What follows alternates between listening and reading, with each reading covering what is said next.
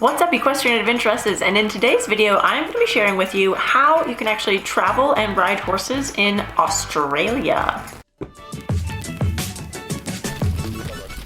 Australia is one of those countries that I think if you haven't actually been to Australia, you can't really compare it to anywhere else on this planet. I have actually been to Australia when I was a teenager. I actually went there to play soccer, of all things. I went to Australia and New Zealand as a sports ambassador. So I have not had the privilege of actually riding horses in Australia, but Australia is one of those places that you see pop up time and time again in our Equestrian Adventuresses Facebook group. And the reason is because Australia is just one of those really cool, unique countries that you have to ride horses.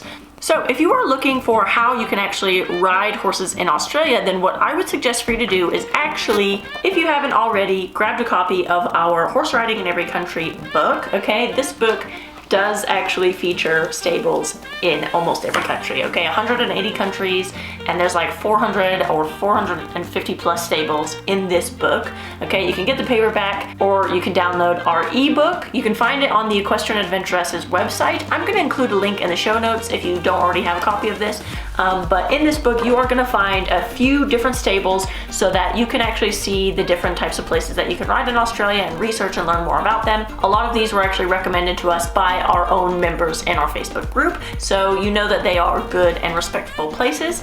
If you are looking for something where you know that the horse welfare is first and key, then we have in the book actually a verified badge. So look for the stables in this book with a verified badge, and you know that I personally have actually seen those horses in that stables with my own eyes. It doesn't mean if they don't have that badge that they're bad. It just means that I haven't actually been there and been able to verify it in person myself. And then the second thing that you can do if you want to ride horses in Australia is actually download our World Travel Guidebooks. We have a whole guidebook series for equestrians. So again, you can find these books on the Equestrian Adventuresses website, and these have a lot of really great places that you can ride, a lot of pictures, highlights, and things to do. So now I'm just going to dive in quickly and share with you a few other cool activities that you don't want to miss out on if you're thinking about traveling in Australia. And one of them is actually you can hire a private yacht. And I know that might sound like it would be very expensive, but actually it's very affordable because there's 70 some odd different islands that you can island hop to. I didn't know this about Australia, but 69 of them are actually uninhabited islands. So it's definitely worth doing a little island hopping adventure. And you can hire a charter, like you don't have to know how to sail, but that is also an option if you want to. And of course, another thing about Australia, I think, is that you can actually see the stars. I mean, if you want to see the galaxy and the Milky Way and all that stuff, then you can dine under the stars in the Australian outback, which is a total bucket list item. And then another thing that you can do is actually you can take a train across the continent of Australia. It's 1,851 miles, and if you were to do it start to finish, it does take 3 days to travel by train across the continent of Australia.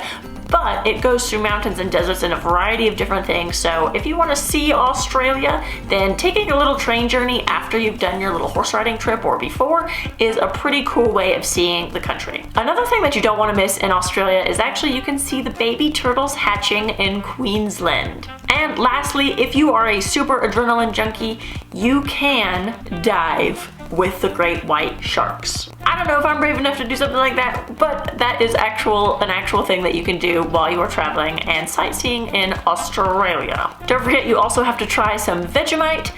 If you've been to the UK, such as, I've been to the UK and they have this thing called Marmite. Vegemite is very similar to Marmite.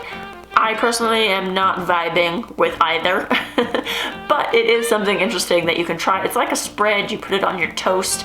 I think it's something that you have to be like born liking. I don't know, they grew up with it so they enjoy it, but yeah, I'm not really a fan, but it's something interesting and worth trying once just to kind of check that you've done that. For more podcasts or articles or things about riding horses in Australia, be sure to check out the Equestrian Adventuresses website or the podcast, because we have several women who have ridden across Australia or have lived and traveled in Australia, and they share their personal first-hand stories on our website, equestrianadventuresses.com. Make sure you check it out, especially the podcast episode.